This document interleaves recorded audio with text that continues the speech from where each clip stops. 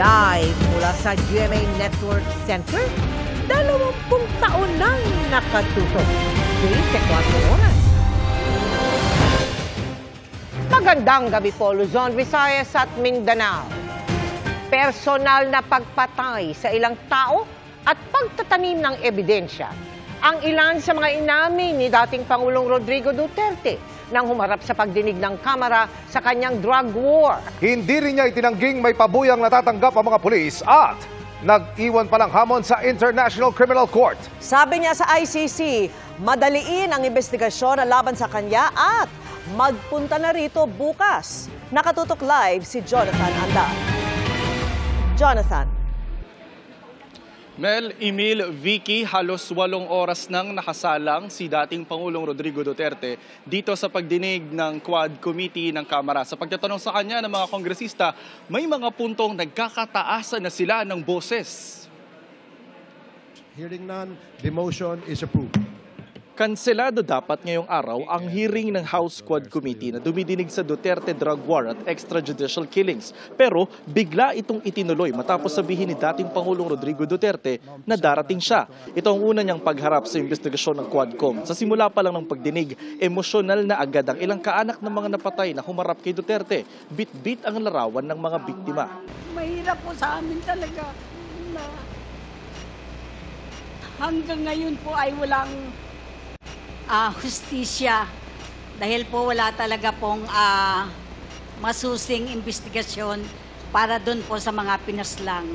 Pero si Duterte pinanindigan ang mga nangyaring patayan noong panahon ng kanyang giyera kontra droga. At kung nung Pangulo siya ay sinasabi niyang walang jurisdiksyon ng International Criminal Court o ICC sa kanyang kaso, ngayon, sabi ni Duterte, handa raw siyang harapin ang ICC investigation. I'm asking the ICC to hurry up. And if possible, they can come here and start the investigation tomorrow. This issue has been left hanging for so many years. Matagal ma'am, baka mamatay na ako, hindi na nila ako maimbestiga. So I'm asking the ICC through you na pagpunta na sila dito bukas, umpisahan na nila ang investigation. And if I am found guilty, I will go to prison and rot there for all time. Bigyan mo ako ng pera, ako nang punta ng ICC doon. Ako na mismo magpa-imbestiga doon. Ang tagal nila, hurry up. Kasi baka matanda na ako, mamatay ako. Sa pagtatanong ng mga mambabatas, may mga inamin si Duterte. Inamin niya na pumatay na siya ng tao. Kayo mismo ba pumatay? Ako? Marami. Mga 6 o 7. So Ewan what? ko kung natuluyan yung hindi ko na follow up sa hospital. Marami akong pinatay na pulis sa Davao na kriminal. Ako mismo ang talagang humirit. Inamin din niyang inutos niyang patayin ang mga manufacturer at distributor ng droga pero hindi raw ang mga drug addict. Sinabi hindi addict, sabi ko drug dealers and drug pusher. Bakit mo patayin niyang addict? Dali mo sa ospital. I will admit na ang order ko yung mga drug manufacturers, pati yung mga big time drug distribution, patayin.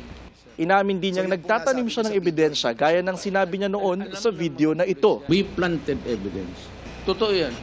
So nagpa-plant po talaga kayo ng evidence? Well, that was a part of the strategy as a mayor. Inamin din niyang may natatanggap na pera ang mga pulis sa drug war pero hindi raw ito ang 20,000 to 1 million pesos kada mapapatay na isinuwalat noon ng dati niyang pinagkakatiwalaang pulis na si Royina Garma. Ito po yung namamatay, binabayad po 20,000 to 1 million? Hindi yan, sir. Yung may police operation, alam ng pulis lahat yan, pinupunduhan ko yan, o ito, for a particular project. Pagka na-accomplish nila yan, sir, may sobra, magsabi ang police officer o lead official, sir, may sobra, hindi na ubos yun. Hindi na yan. For the boys. Yan, sir. Okay, yan, sir. Yan. Reward. Correct. Very correct. talagang totoo. At minsan, bigyan ko pa dagdag. Ayaw sagutin ni Duterte ang tanong ni Representative Raul Manuel kung galing ang pabuya sa confidential funds ng Office of the President. Kaya tinawag yan, sir, ng intelligence pati confidential. Kaya huwag kang magtanong kung anong confidential ginawa ko. Confidential nga eh. I am protecting the interest of the Republic when I dispense confidential fund. Do not make me account for something which I cannot do legally. Pero sa isang punto, sinabi ni Duterte galing umano sa mga sobrang campaign fund ang perang ginamit niya sa pabuya. I still remember that you have mentioned that yung pong pera na galing po sa donation ng inyong pong campaign funds will be utilized for the reward system. You mentioned that and I saw the video. And that's a private money, Mr. President. Yes, for galing sa akin. Hindi na private money. Kasi natanggap ko yan. Ano na ako nakahawak ko na the money I was already when I was in the official na ako. Itinanggi naman ni Duterte ang sinabi noon ni Garma na tinawagan siya ng dating Pangulo matapos niyang tumistigo laban kay Duterte sa Quad Committee. Wala rin daw siyang alam sa pagpatay kay retired General Wesley Barayuga ng PCSO. Si Arturo Las Cañas naman ay isang self-confessed hitman at umaming dating DDS leader. Tinawag ni Duterte na gumagawa lang ng kwento. Sa pagdinig, magkatabi ng upuan si Duterte at si dating Senadora Leila de Lima na nakulong noon matapos siyang iugnay ni Duterte sa illegal drug trade sa Bilibid. Mga aligasyong ibinasura rin ng korte kalaunan. Naniniwala po ba kayo that si Secretary de Lima ang mother of all drug lords? Who said it, sir? Sino, Si sir? Director Ruel Lasala and Reynaldo Esmeralda, former NBI officer in charge ng Department of I Justice. would like to congratulate them for making the statement. Absolutely false. Wala po akong kinalaman sa illegal drugs. Kasama lang ho yan sa naging propaganda nila. Pero nang si Duterte naman ang tanungin kung siya ba'y drug lord, tumaas ang kanyang boses. Kayo daw po ang Lord of all drug lords. Hindi ako dadating ng pagka-presidente, sir, kung ganun ako.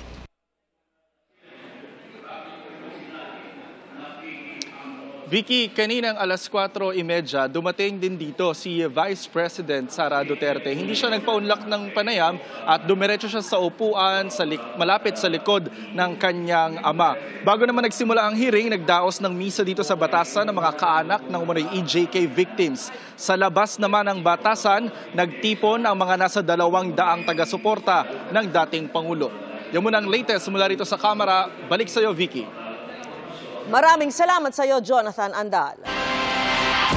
Hindi tututulan o haharangin ng gobyerno sakaling isuko ni dating Pangulong Rodrigo Duterte ang kanyang sarili sa jurisdiksyon ng International Criminal Court.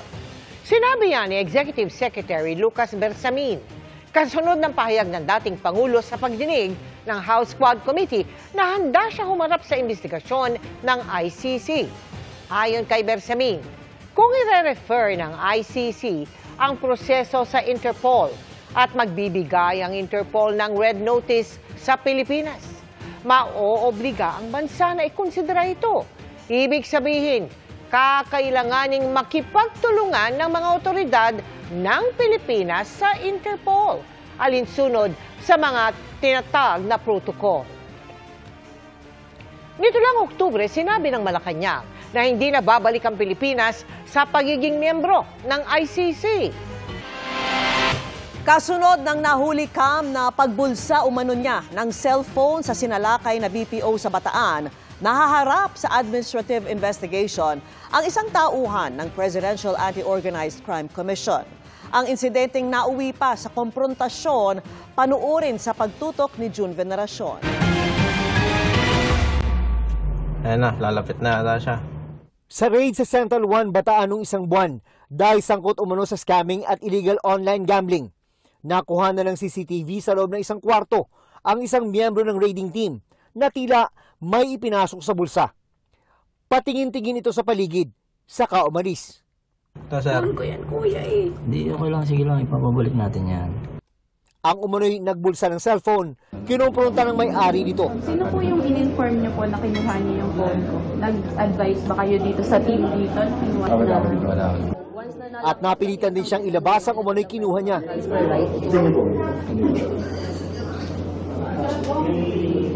Bakit po nakapatay?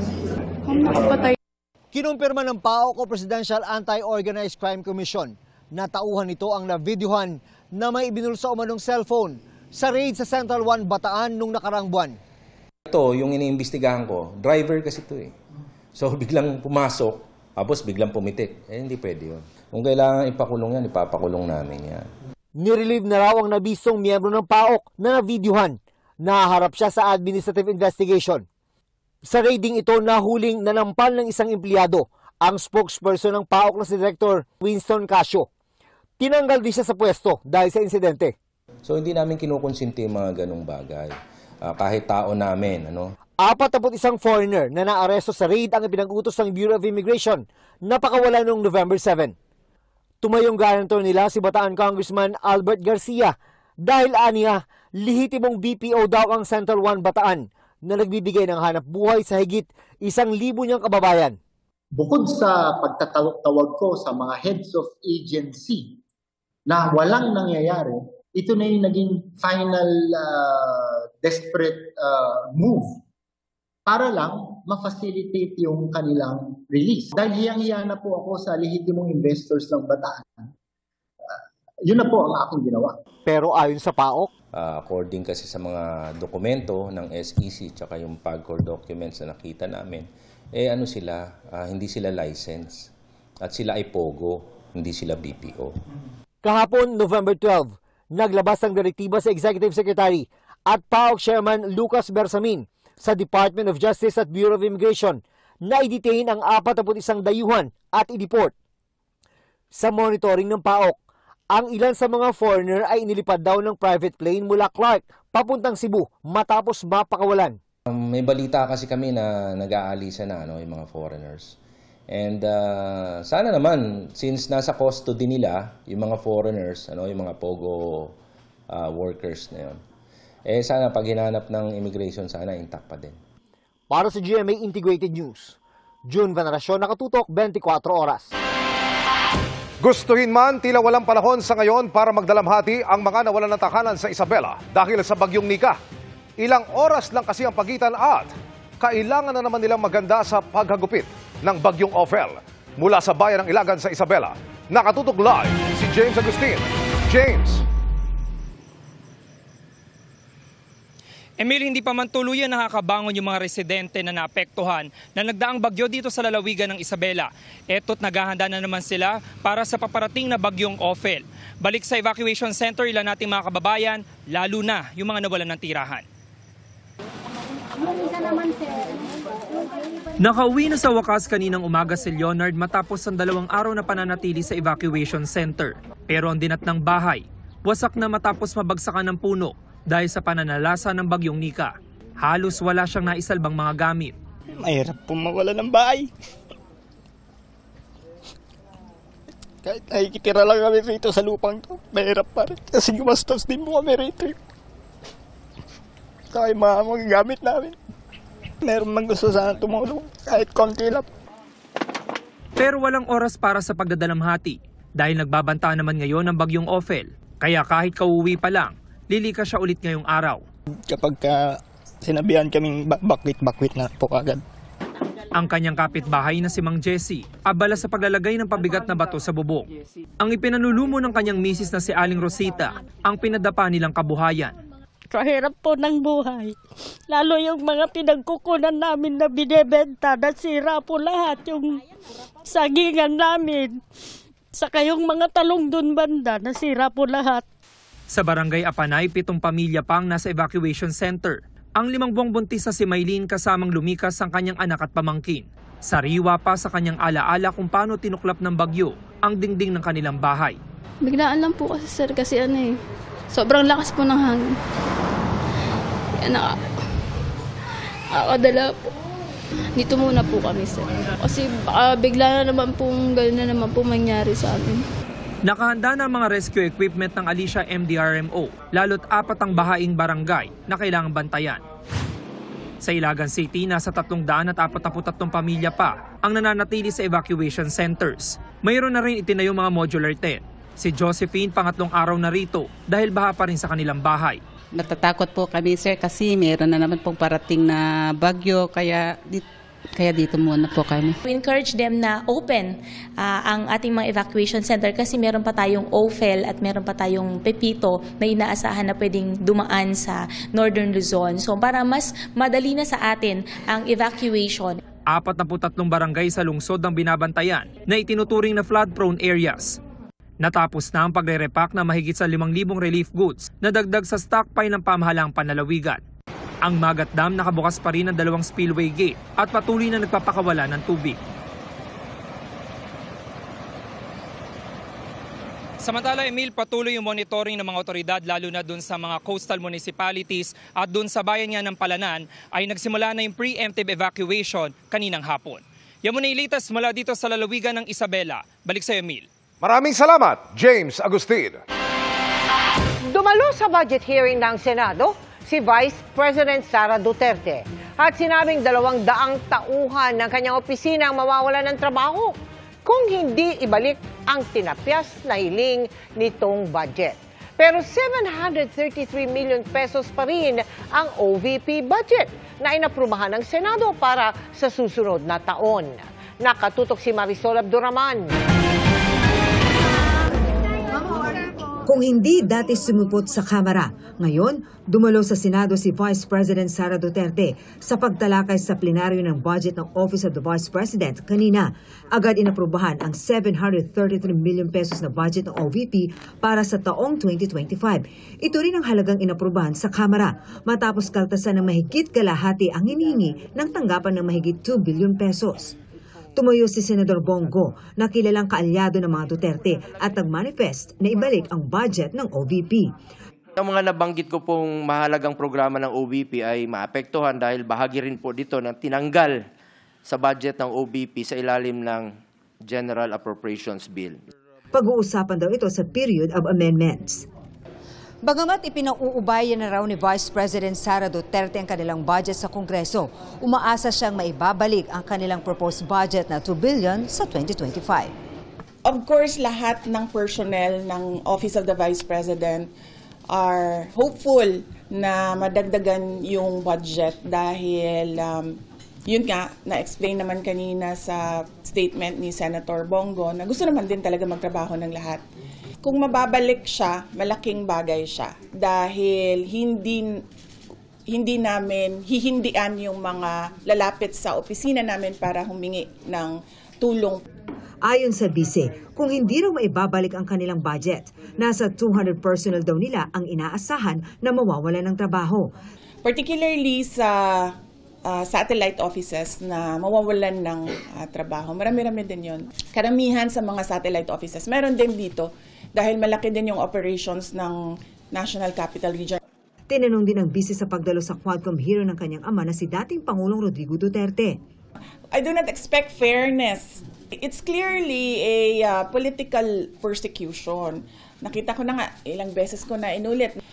Even if approved naman sa NEP yung budget ng OVP, pagdating namin sa House of Representatives, binanatan kami ng binanatan. They use the rules according to their pleasure.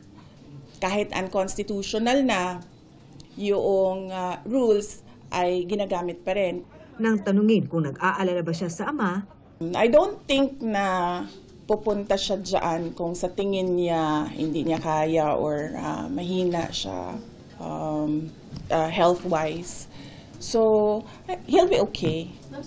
Para sa GMA Integrated News, Marisol Abduraman, nakatuto 24 oras.